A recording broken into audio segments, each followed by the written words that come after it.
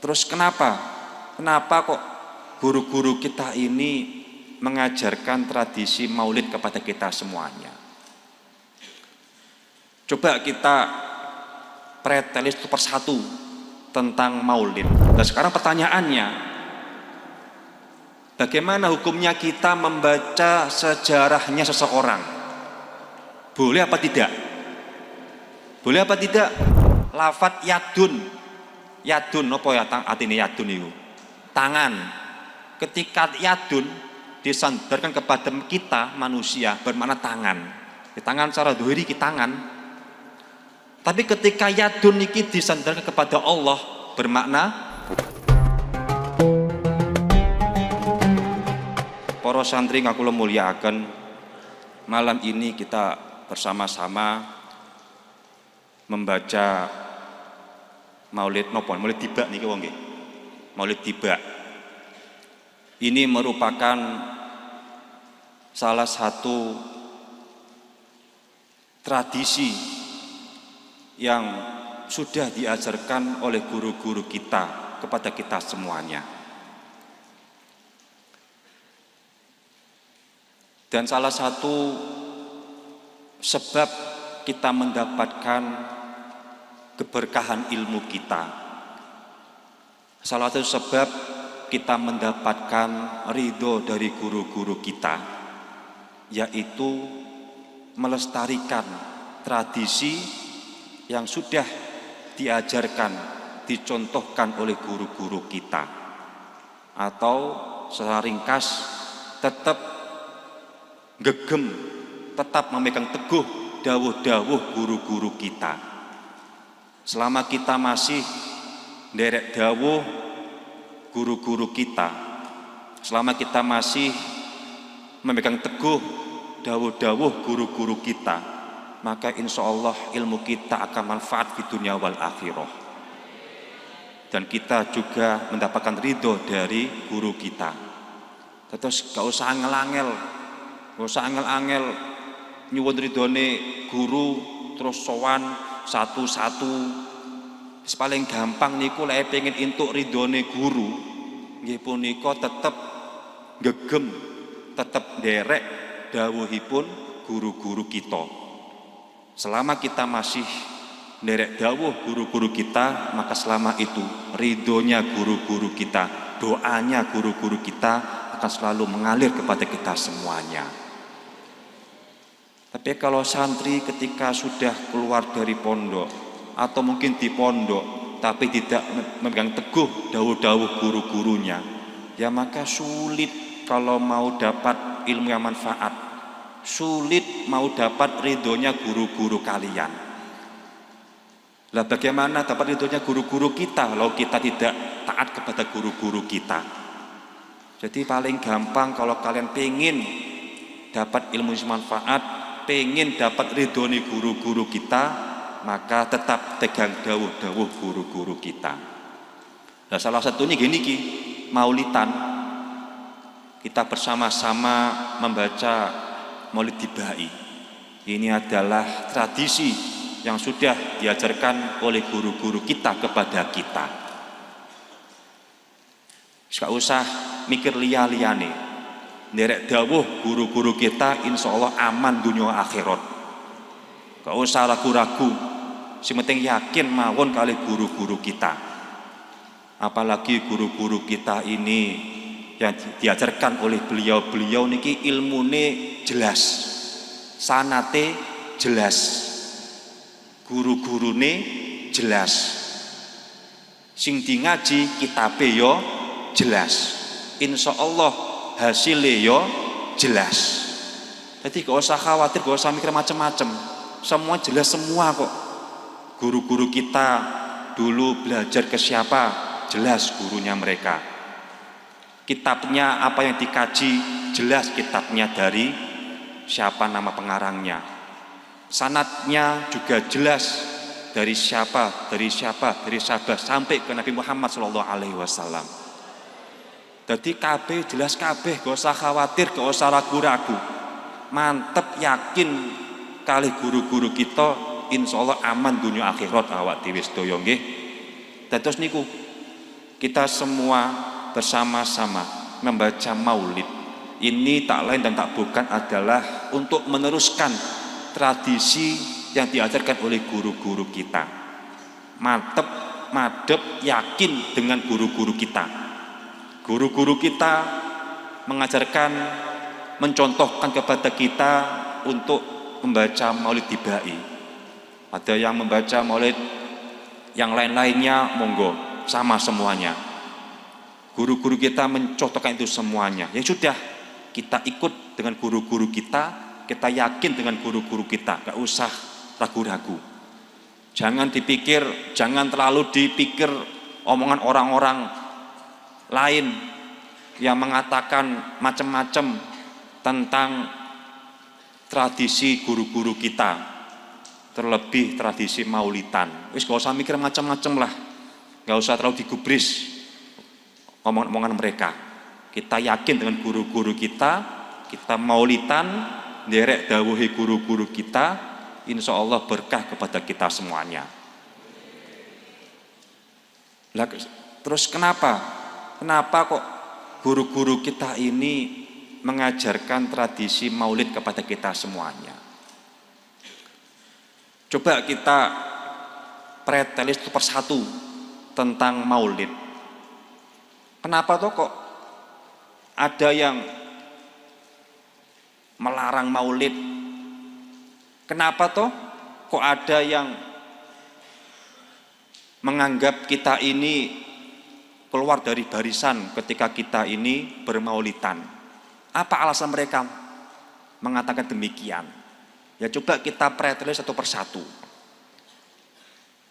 Apakah di dalam maulid itu ada hal-hal yang menyalahi syariat?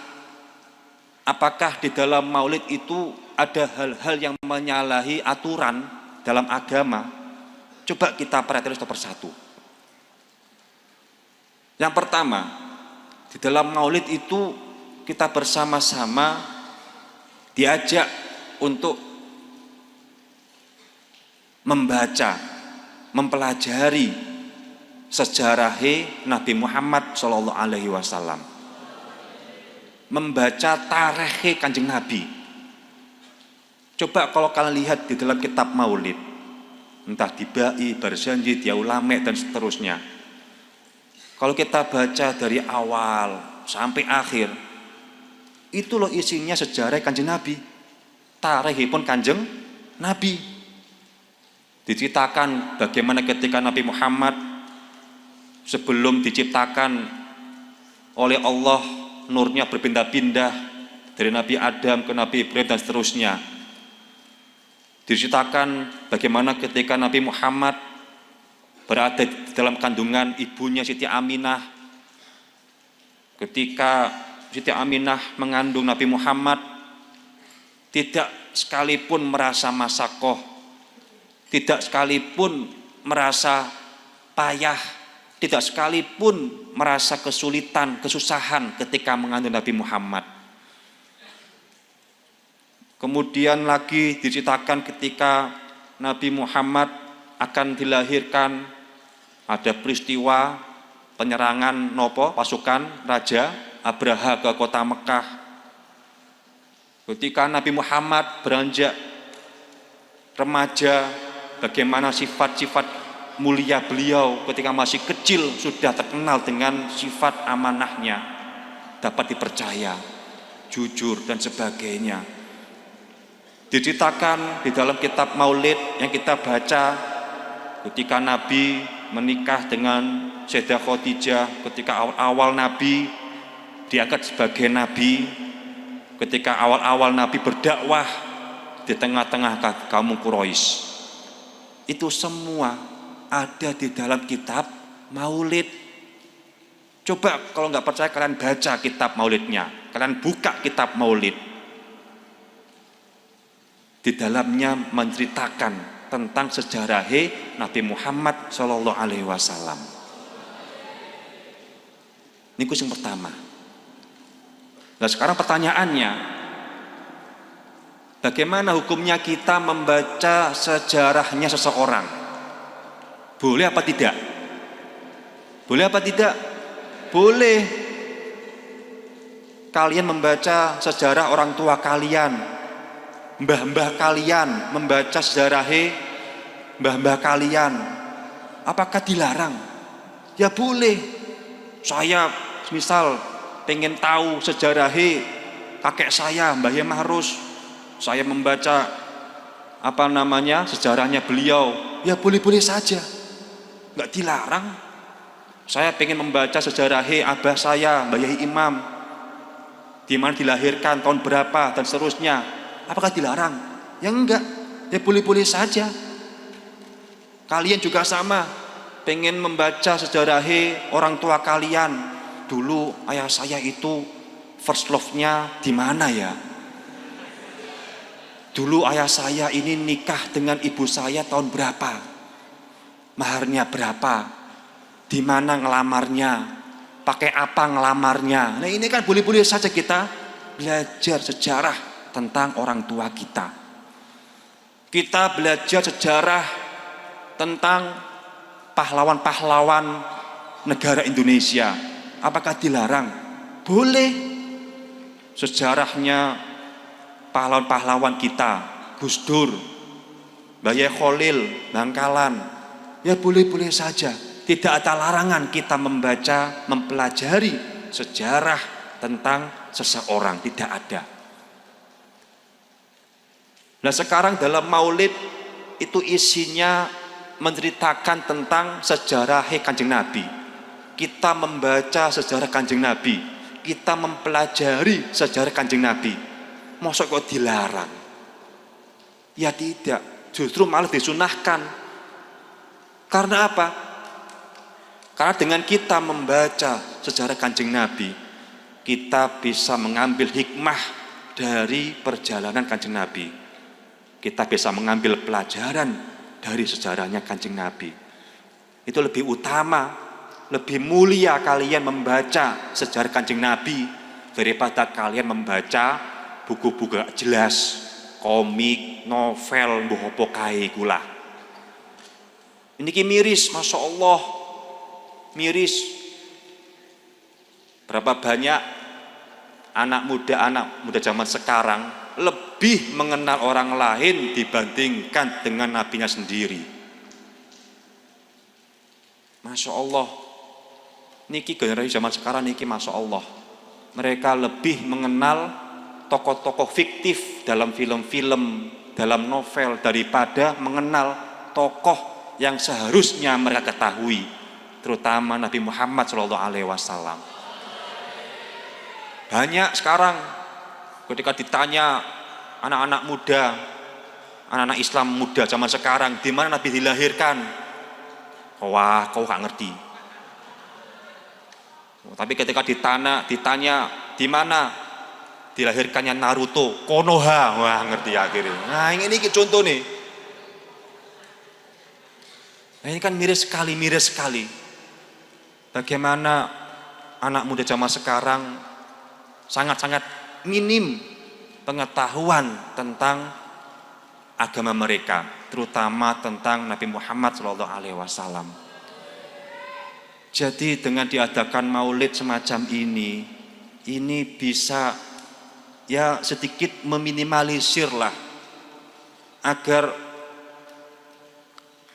generasi-generasi saat ini bisa lebih mengenal dengan nabinya sendiri. Coba bayangkan kalau dilarang maulidan di negeri ini, naudzubillah, tidak akan ada orang yang mempelajari, membaca sejarah Kanjeng Nabi. Mergo dilarang maulidan, maka naudzubillah. Apalagi di dalam sekolah-sekolah umum saat ini, pelajaran sejarah niku Masya Allah macam-macam, banyak diputar balikkan sejarahnya. Nah niki Masya Allah. Jadi niku yang pertama, isine maulidan nggih punika kita bareng-bareng membaca sejarah Kanjeng Nabi, dan itu diperbolehkan, tidak dilarang oleh agama. Yang nomor dua, isi dari maulidan ketika kita membaca maulid, kita bersama-sama diajak membaca sholawat kepada Nabi Muhammad SAW. Nah, coba di dalam maulid ketika kita tadi maulidan, kita bersama-sama membaca sholawat, shollu ala Nabi Muhammad. Mulai dari awal kita bareng-bareng membaca sholawat, sampai akhir kita juga membaca sholawat. Apakah dilarang kita bersolawat? Boleh nggak kita bersolawat? Boleh. Malah sholawat itu adalah ibadah yang istimewa. Niku sholawat. Kenapa kok bisa? Mergo sholawat niku ibadah ingkang luar biasa. Tidak ada ibadah yang menyerupai ibadah membaca sholawat. Ibadah sholat, Gusti Allah memerintahkan kita untuk sholat 5 waktu. Zakat, Allah memerintahkan kita untuk membayar zakat. Puasa, Allah memerintahkan kita untuk puasa di bulan Ramadan. Haji pun juga sama. Allah memerintahkan kita bagi yang mampu untuk menunaikan ibadah haji. Allah merintahkan sholat, merintahkan zakat, merintahkan puasa, merintahkan haji. Tapi Allah tidak melakukan itu semuanya kecuali sholawat. Allah merintahkan kita untuk membaca sholawat, dan Allah pun juga membaca sholawat kepada Nabi Muhammad SAW. Nah kan jelas teng Quran, innallah wa malaikatahu yusholluna ala nabi ya ayyuhalladzina amanu shollu alaihi wasallimu taslima. Gusti Allah, para malaikat yusholluna ala nabi, semua bersolawat kepada Kanjeng Nabi. Nah ini luar biasa nih sholawat. Allah merintahkan kita untuk bersolawat, dan Allah pun juga bersolawat kepada Kanjeng Nabi. Tapi benten sholawate saking Gusti Allah, malaikat, dan sholawat dari kita manusia ini berbeda maknanya, berbeda. Mergo ketika lafadz niku disandarkan kepada sesuatu yang lain, ini bisa berubah maknanya. Nggih contoh mawon lah, lafadz yadun. Yadun apa ya artine yadun niku? Tangan. Ketika yadun disandarkan kepada kita manusia bermakna tangan. Di tangan secara dhuhuri ki tangan. Tapi ketika yadun niki disandarkan kepada Allah bermakna kekuasaan, kudroh kuasa. Jadi yadun ini ketika disandarkan kepada manusia bermakna tangan. Tapi ketika yadun disandarkan kepada Allah bermakna kekuasaan. Begitu juga dengan sholawat. Sholawat niku ketika disandarkan kepada kita manusia ya bermakna kita membaca sholawat sallallahu Muhammad. Tapi dalam kitab ushul fikih ketika sholat disandarkan kepada Allah bermakna rahmat. Jadi maknanya pun Allah bersolat kepada Nabi Muhammad bermakna Allah memberikan rahmatnya kepada Nabi Muhammad. Niki. Terus isi maulid yang kita baca yang kedua ini adalah pembacaan sholawat. Dan ini diperbolehkan, tidak ada larangan kita membaca sholawat. Maka yang kedua, isi maulid tidak menyalahi syariat, boleh-boleh saja. Yang ketiga, isi dari maulid adalah kita bersama-sama berdoa, minta kepada Allah dengan perantara Nabi Muhammad SAW.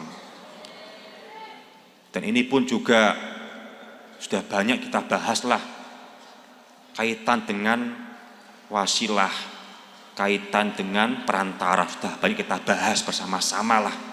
Ya saya yakin kalian semua sudah paham. Ya satu sajalah, kita berdoa minta kepada Allah dengan perantara Nabi Muhammad SAW. Dawuhipun Gusti Allah nggih punika ya ayyuhalladzina amanu taqullah wabtaghu lahu al wasilah. Allah merintahkan kita untuk usul, untuk takrub kepada Allah, untuk dekat kepada Allah dengan memakai wasilah, dengan memakai perantara. Terus gak masalah kita ini pengen nyedek karo Gusti Allah dengan memakai perantara orang-orang soleh dengan doanya mereka. Ada lagi cerita bagaimana ketika ada orang terjebak di dalam gua. Sudah paham ketika kalian ceritanya? Ada orang terjebak di dalam gua, 3 orang. Yang satu berdoa kepada Allah dengan perantara amal solehnya mereka. Ngertos nggih? Tahu kan? Jadi minta kepada Allah tapi dengan wasilah, dengan perantara amal solehnya mereka. Akhirnya mereka bisa bebas, bisa keluar dari gua tersebut. Terus nggak ada lagi permasalahan dalam masalah wasilah, perantara, nggak ada lagi masalah. Sudah banyak contoh, sudah banyak dalil yang kita pelajari bareng-bareng. Atau bisa juga kita maknani di dalam kitab Maulid, kita berdoa minta kepada Allah dengan perantara Nabi Muhammad. Ini sejatinya kita meminta syafaat Kanjeng Nabi Muhammad SAW. Apa maksudnya? Kita berdoa kepada Allah, minta kepada Allah dengan syafaatnya Kanjeng Nabi Muhammad. Lah kita itu loh, kalau enggak ada syafaat Kanjeng Nabi, dadi apa awak dhewe? Dadi apa? Amale yo bolong-bolong, salate yo kadang-kadang lek iling dilakoni, kadang-kadang yo lek subuh yo kodhok, kadang-kadang yo subuh dijamak karo duha, poso yo kadang-kadang yo ngono kae. Jadi amal ibadah kita ini bolong-bolong, banyak celahnya, cacatnya. Ya kita sangat-sangat butuh syafaatipun Kanjeng Nabi Muhammad SAW.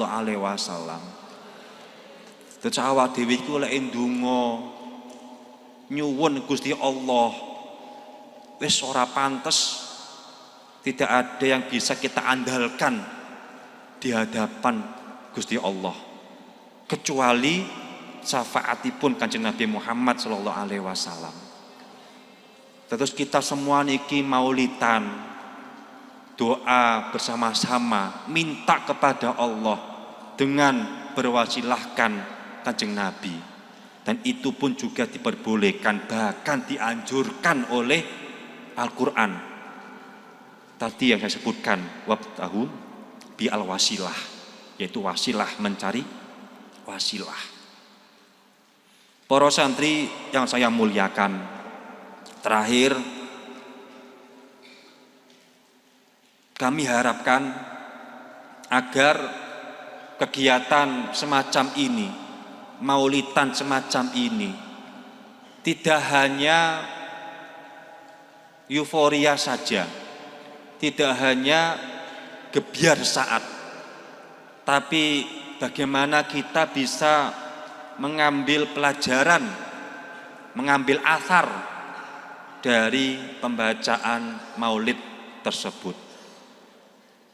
Jangan ketika kita di sini bersenang-senang membaca sholawat, bersenang-senang maulitan, bersenang-senang kita membaca sejarah Kanjeng Nabi, keluar dari majelis ini, pulang dari tempat ini, tidak ada perubahan dalam diri kita. Jangan sampai. Harus ada pelajaran, ada hikmah yang bisa kalian ambil. Dari kitab Maulid, kita membaca sejarah Kanjeng Nabi.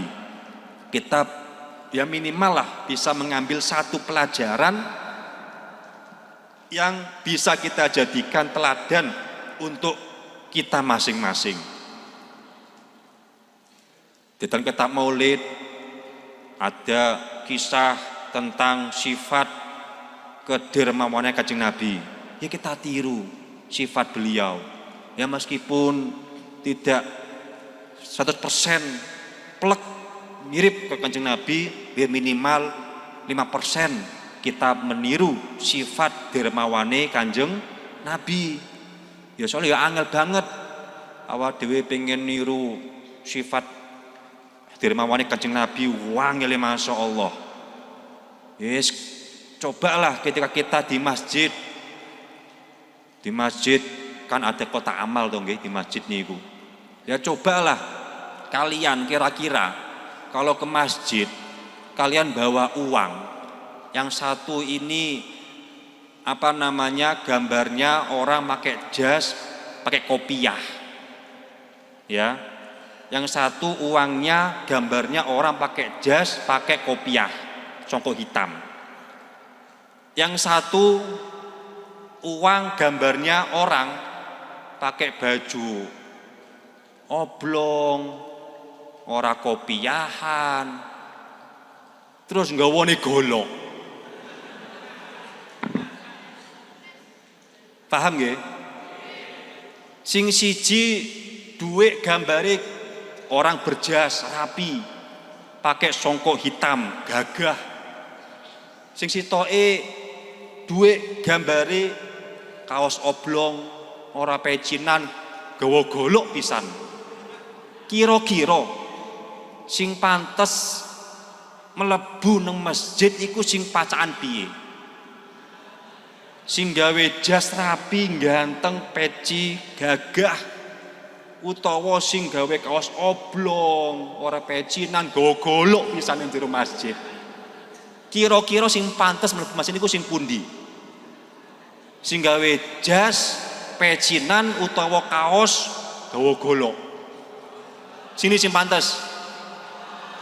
Sing golok. Astagfirullah. Yang ngene iki angel e. Pengen niru sifat dermawane Kanjeng Nabi angel e masyaallah. Ngroko-roko kantong nek duit, wah macam-macam pengen apa? Pengen sedekah nang kotak amal. Enek 2 lembar. Dicupuk macam-macam gaya-gaya terus sampai wong liya ngerti aku lek sedekah. Wah. Aku lek engko sedekah nglebokne dhuwit nang kotak amal didelok karo koncoku, dikirane aku engko pamer. Akhire wis macam-macam grong-grogoh sakune jupuk sak onone nek 2 lembar sing siji dicupuk dilebokne ning kotak amal. Alhamdulillah aku ngamal sedekah. Ketika pulang dari masjid, yang satu diambil mau beli minuman, lah kok dilalah ongkone nole ilang siji. Sing awale warnane ijo dadine malah rodok-rodok coklat. Kira-kira lek ngoten niku sampeyan nelongso, nyesel utawa bersyukur? Jujur. Aduh, salah njupuk dhuwit aku 2.000 kudune malah 20.000 tak lebokne. Ya ngene iki. Dadi angele masyaallah lek pengen niru Kanjeng Nabi plek 100% angele masyaallah. Ya minimal 5% minimal lah. Niru sifat dermawane Kanjeng Nabi. Wah, besok dina Jumat aku mari kiriman, aku tak traktir teman-temanku wae lah. Lah ngene iki minimal lah. Traktir sak kamar di traktir kabeh. Nah niki Lek angel niru plek kayak Kanjeng Nabi ya minimal 5%. Lek gak iso niru Kanjeng Nabi 1%, traktir wong sak pondok ya minimal traktir sak kamar lah minimal lah. Lah ngoten niku. Jadi emang angel masyaallah. Pengen niru sing liyane, aku niru sifat dermawane Kanjeng Nabi kok angel ya. Wis niru sing liyane wae lah. Niru sifat sabare Kanjeng Nabi. Nah, iki juga wangel masyaallah. Kanjeng Nabi niku dicaci maki kali tiang-tiang kafir Quraisy, diludahi bahkan disawat, dilempari kotoran, dilempari batu. Nabi sabar. Nabi sabar. Lah kita pengen niru sifat sabar Kanjeng Nabi, angel masyaallah. Ya minimal ya 5% lah niru sifat sabare Kanjeng Nabi. Ya contoh ketika kita mau mandi, sabar mengantri. Iku ojo malah sak jeding diisi wong 10, ojo ngene iki. Malah perang pedang ini iki malah niku. Dadi ya sabar, wis lah tak niati nderek Kanjeng Nabi sabare. Aku tak ngantri. Nah niki lek panggah wae angel. Wis sing paling gampang wae lah an-nikah sunnati. Man raghiba an sunnati falaisa minni. Wis paling gampang iku wae lah. Niru Kanjeng Nabi nggih punika nikah. Makane sing wayah rabi ndang rabi. Lek angel niru Kanjeng Nabi sabare dermawane angel wis paling gampang niru nikahe wae paling gampang. Wis iku wae lah. Jadi monggo sareng-sareng para santri, kami harapkan pulang dari sini, keluar dari masjid ini ada satu pelajaran dari kitab Maulid yang bisa kalian ambil hikmahnya. Ya Allah, di dalam kitab Maulid tadi diceritakan Nabi Muhammad bagaimana menolong orang-orang yang sedang kesusahan. Saya tak niru Kanjeng Nabi, nanti kalau ada teman saya kesusahan, saya akan tolong dia. Ya semacam ini. Jadi ada athar, ada bekas yang menempel dalam hati kita. Jadi tidak mulgo, ora nganggur, ora sia-sia kita. Kumpul bareng-bareng di sini, maulidan bareng-bareng, kemudian ada athar yang membekas dalam diri kita. Jadi biar tidak sia-sia kita bermaulidan malam ini. Pun niku mawon kalau saged sampai akan mudah-mudahan ada manfaatnya dan semoga kita semua diberikan kemudahan dalam belajar, dimudahkan kelancaran dalam belajar, dan mudah-mudahan orang tua kita semuanya diberikan kesehatan semuanya, diberikan umur panjang semuanya, terutama semoga orang tua kita dilancarkan rizkinya. Amin, amin ya robbal alamin. Sekian dari saya. Walafumikum. Assalamualaikum warahmatullahi wabarakatuh.